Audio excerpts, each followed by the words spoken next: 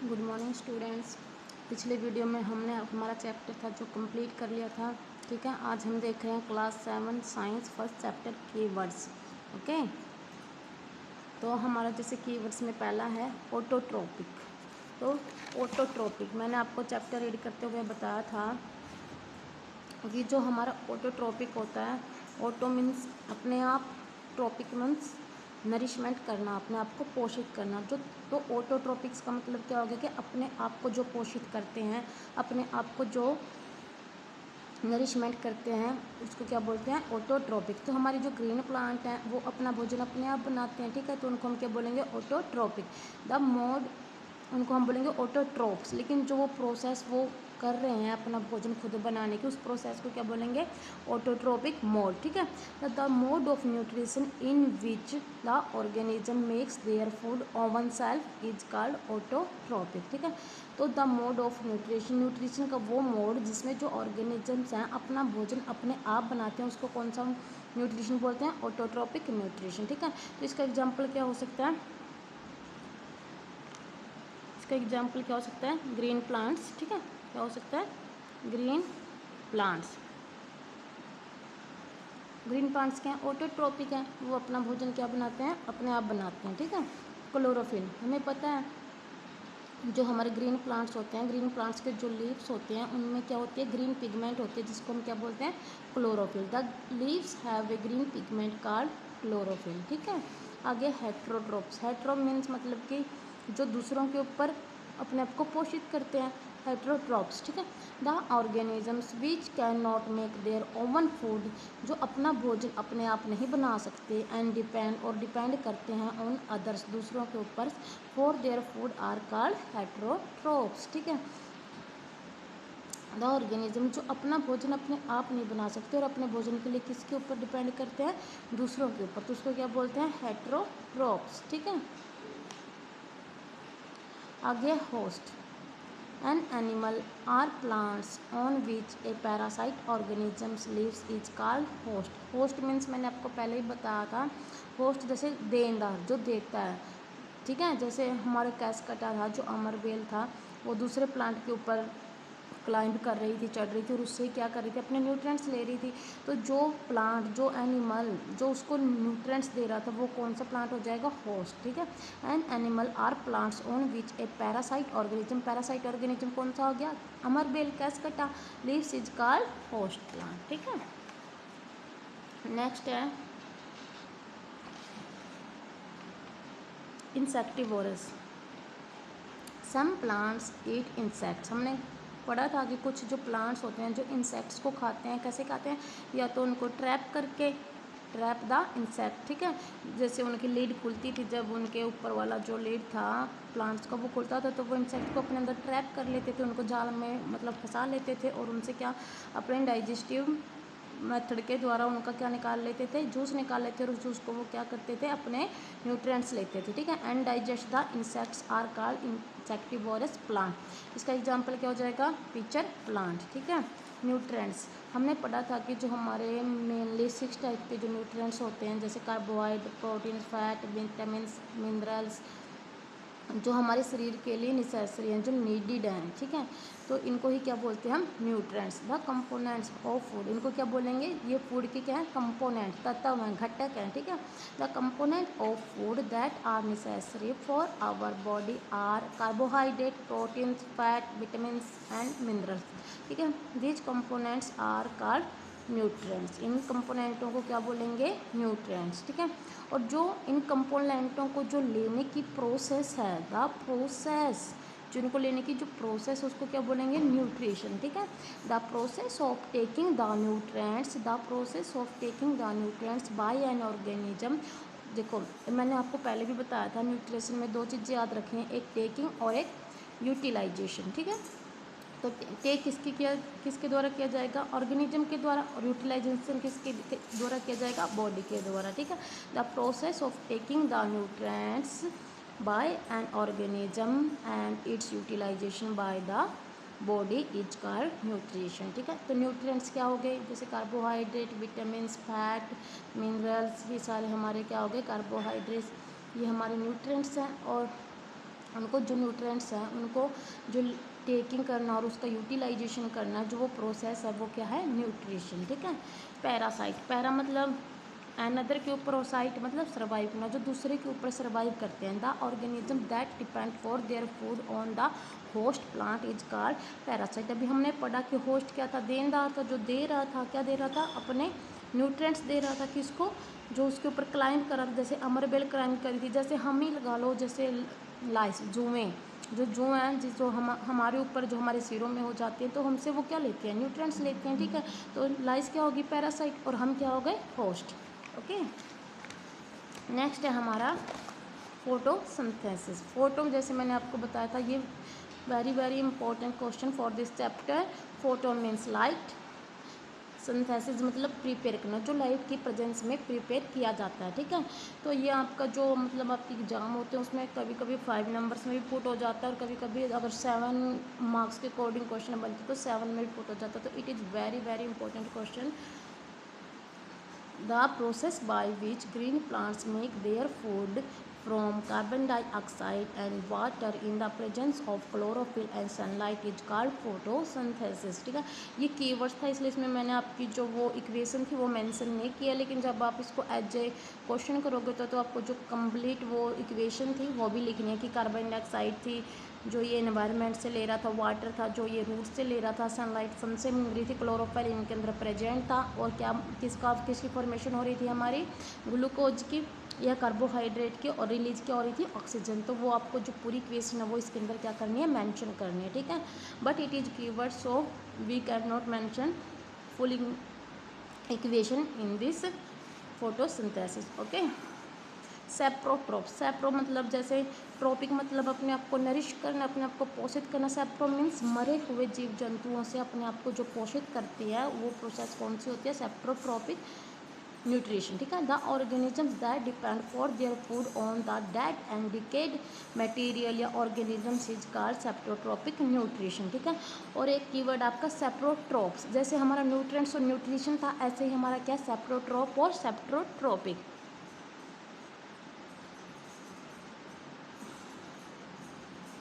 सेप्रोट्रोप और सेप्रोट्रोपिक, सेप्रोट्रोप है जो इस प्रोसेस को फॉलो करते हैं। ठीक है। जैसे आपके इसमें देखो,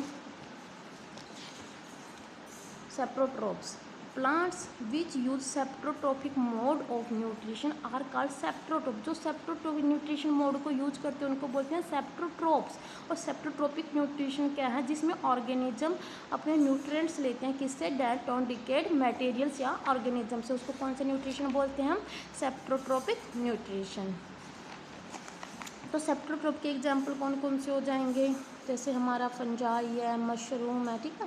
ये किसके एग्जाम्पल हो जाएंगे, हमारे सेप्रो, जो डेड और डिकेड मटेरियल से अपने क्या लेते हैं, न्यूट्रिएंट्स लेते हैं। ठीक है।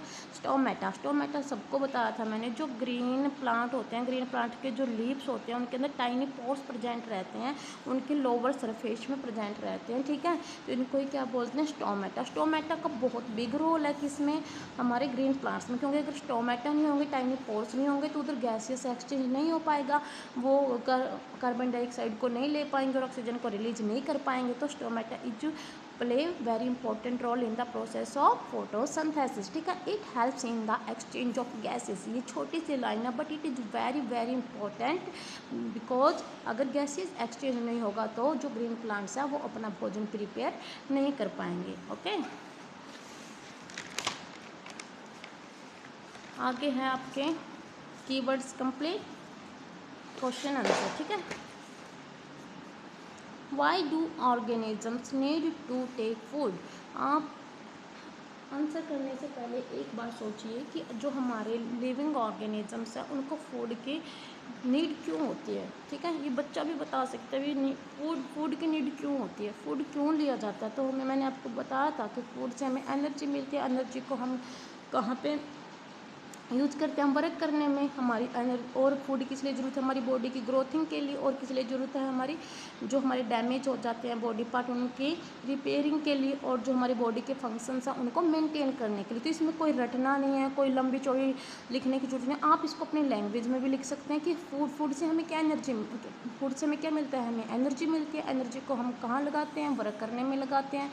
फूड से हमारी बॉडी ग्रोथ करती है। आज हम 2 साल के हैं, कल 5 साल के होंगे, तो जैसे जैसे हमारी एज बढ़ेगी हमारी बॉडी भी तो बढ़ती है, ठीक है। और एक फ़िक्स टाइम के बाद हमारी जो बॉडी की ग्रोथ है वो अपने आप रुक जाती है। तो हम कैसे लिख सकते हैं, all living organisms require food to survive, ठीक है। सबसे पहले तो यही है कि सर्वाइव, जीवित रहने के लिए ही जो लिविंग ऑर्गेनिज्म है उनको फूड की रिक्वायरमेंट होती है। It gives energy to all organism to perform various activities.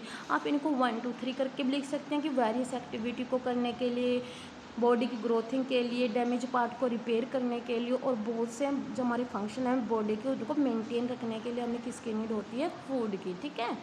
तो सेकंड आपका क्वेश्चन है, हमें डिफरेंस करना है पैरासाइट और सेप्ट्रोट्रोप। देखो पैरा मैंने जो कितने बार बता दिया आपको कि जो पैरासाइट है मतलब जो दूसरे के ऊपर अपने आप को सर्वाइव करवाते हैं, the organism that depend for their food on the living organisms. ये लिविंग ऑर्गेनिज्म मतलब जैसे हमारी कैस्कटा थी, जो अमरबेल थी, जो वो होस्ट प्लांट से ले रही थी। प्लांट भी क्या था, लिविंग था, और अमरबेल भी क्या थी, कैस्कटा भी क्या थी, लिविंग थी। दोनों क्या थे, लिविंग थे। लेकिन सेप्ट्रोट्रोप में क्या है, the organisms that depend for their food on the dead and decayed organism। जो organism है that depend for their food on the dead and decayed organism, जो मरे हुए जीव जंतुओं से अपना न्यूट्रिएंट्स लेते हैं, उनको क्या बोलते हैं, सेप्ट्रोट्रोप्स, ठीक है। जैसे जो हमारा ब्रेड है तो उसमें फंजाई लग जाती है, तो वो क्या है, डेड है, डिकेड है, वो ख़राब हो चुका है। रोटी हमारी क्या है, रोटी के अंदर कोई जी नहीं है, वो लिविंग नहीं है, तो फिर भी लेकिन जो उसके अंदर जो बैक्टीरिया पैदा हो जाते हैं वो उनसे जो न्यूट्रिएंट्स लेते हैं वो किससे ले रहे हैं, डेड ही है, वो डेड एंड डिकेड ऑर्गेनिज्म से ले रहे हैं, ठीक है। तो पैरासाइट का एग्जाम्पल क्या है, कैस्कटा और लाइस, जुएँ, ठीक है। इसके एग्जाम्पल क्या क्या हो जाएंगे, बैक्टीरिया, फंजाई, मशरूम। और हाँ, जैसे बच्चों को डिफरेंस दिया जाता है एग्ज़ाम के टाइम पे, क्लास टेस्ट के टाइम पे, तो बच्चे पैराग्राफ बनाते हैं और इसका डिफरेंस कर देते हैं। नहीं तो डिफरेंस लिखने का जो सबसे अच्छा मेथड है, बीच में लाइन लगाओ और एक तरफ जो आपसे पूछा गया दोनों तरफ उसको लिखो और उनका डिफरेंस बताओ, ठीक है। जैसे एक एग्जांपल दे दिया, उनकी डेफिनेशन दे दी, तो डिफरेंस करने का सबसे अच्छा मेथड ये है कि बीच में एक आप लाइन लगाओ और फिर उनका डिफरेंस बताओ। नॉट ए पैराग्राफ, एक पैराग्राफ की तरह नहीं लिखना आपको डिफरेंस, ठीक है। आपका क्वेश्चन नंबर 3 है, how would you test the presence of starch in leaves. मतलब कि जो लीव्स हैं उनमें आप स्टार्स की प्रेजेंस को कैसे टेस्ट करोगे। तो हमने क्लास 6 में भी पढ़ा था।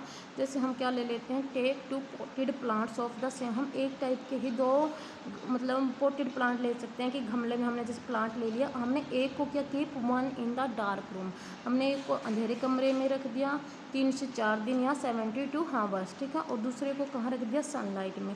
Put the drop of iodine solution on the leaves of the plants, और जो लीव्स थी प्लांट की उनमें हमने क्या डाल दिया, आयोडीन सॉल्यूशन, ठीक है। हमने अपने रिजल्ट को रिकॉर्ड किया, हमने लिखा यू विल ऑब्जर्व, हमने क्या ऑब्जर्व किया कि जो लीव्स थे प्लांट्स के, जो which was expose to the sunlight, जो सनलाइट में एक्सपोज किए गए थे, रखे गए थे, वो ब्लू ब्लैक हो गई, जो किसको शो कर रहे हैं, प्रेजेंस ऑफ स्टार। क्यों हो गई, क्योंकि हमें पता